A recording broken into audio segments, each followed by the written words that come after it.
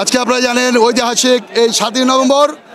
এই 7ই নভেম্বর আপনারা জানেন যে 1975 সনে 7 তারিখে, নভেম্বরের 7 তারিখে সিপাহী জনতার গণ অভ্যুত্থানের মাধ্যমে ঐতিহাসিক এই 7ই নভেম্বরের সৃষ্টি, যেখানে স্বাধীনতা পরবর্তী সময়ে দেশের অস্থিরতা বিরাজমান ছিল, দেশের সার্বিক অবস্থা পরিবেশ পরিস্থিতি খারাপ ছিল। ঠিক সেই মুহূর্তে আমাদের শহীদ প্রেসিডেন্ট জিয়াউর রহমান, যিনি গণতন্ত্রের প্রবক্তা, যিনি এই রাষ্ট্রকে সুন্দরভাবে সাজিয়েছেন, প্রতিটি মানুষের অধিকার যিনি ইস্টাবলিশ করেছেন, আপনারা জানেন এই সিপাহী জনতার অভ্যুত্থানের মাধ্যমে 7ই নভেম্বরে দেশে যে প্রেক্ষাপট তৈরি হয়েছিল, সেই প্রেক্ষাপট শহীদ প্রেসিডেন্ট জিয়াউর রহমান মানে একদম আবাল বৃদ্ধ বনিতা দেশের সার্বিক অবস্থার উনি সমাধান করেছেন এবং হাল ধরেছেন।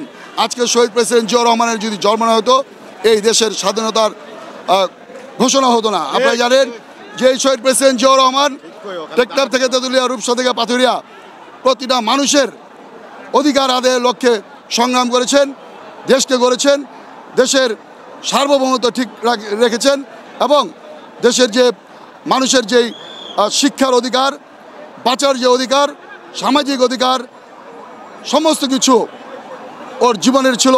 শহীদ প্রেসিডেন্ট জিয়াউর রহমানের জীবনে ছিল দেশের কল্যাণে কাজ করা, সমাজের জন্য কাজ করা, মানুষের জন্য কাজ করা। আপনারা জানেন আজকে আমরা এই 7ই নভেম্বরে পল্টনে এসেছি, লক্ষ লক্ষ লোকের সমাগম হয়েছে এখানে। আমি বলতে চাই আমাদের বিএনপির দলীয় নেতাকর্মীর চাইতে সাধারণ মানুষের উপস্থিতি আজকে অনেক বেশি।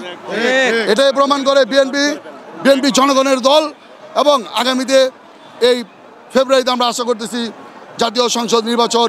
এই নির্বাচনে বাংলাদেশের মানুষ বিগত দিন যেভাবে অধীর আগ্রহী ছিল একটি গণতন্ত্র, নির্দলীয় নিরপেক্ষ তত্ত্বাবধায়ক সরকারের আন্ডারে নিজের ভোট প্রয়োগ করার, ইনশাল্লাহ আমরা আশা করছি খুব দ্রুত এই আশা বাস্তবায়ন হবে এবং বাংলাদেশের জনগণ ধানের শীষে ভোট দিবে এবং বিএনপি সরকার গঠন করবে। আগামীর রাষ্ট্রনায়ক তারেক রহমান দেশের হাল ধরবে বলে আমি বিশ্বাস করি।